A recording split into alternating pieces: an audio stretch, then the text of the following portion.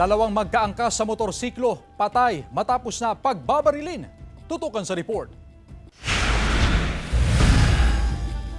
Bumulagta ang dalawang sakay ng isang motorsiklo matapos pagbabarilin sa bahaging ito ng Barangay Lambakin sa Marilao, Bulacan pasado alas 11 kagabi. Dead on the spot ang mga biktima na nagtamo ng mga tama ng bala ng baril sa katawan. May nakuhang pagkakakilanlan sa 34 anyos na lalaking biktima, habang hindi pa tukoy ang babae na sa tansya ng mga otoridad ay mahigit 20 anyos. May narinig po kaming sunod-sunod na putok ng baril. Tapos hindi po namin pinansin yun kasi may ginagawa po kaming sasakyan. Biglang may sumisigaw na may bumulagta, sumili po kami.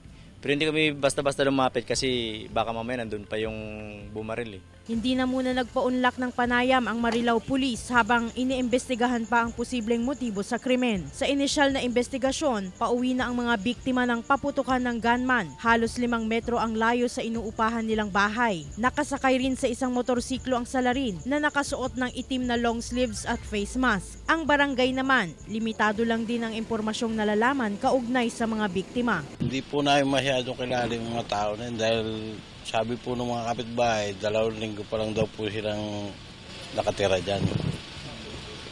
Kaya hindi po namin malaman kung residente talaga dito yan o saan galing. Nang iproseso ng SOCO, nakuha ang nasa 38 sachet ng umano'y shabu mula sa bulsa ng shorts ng lalaking biktima. May nakita ring baril na nakasukbit sa kanyang bewang. Sa motorsiklo, nakuha ang 2 cellphone at mga drug paraphernalia. Abot sa 9 na basyo ng bala ang na-recover sa pinangyarihan ng pamamaril. Nagkasana ng follow-up operation ng pulisya. Glam Kalikdan, D-Zone, 1 North Central Luzon.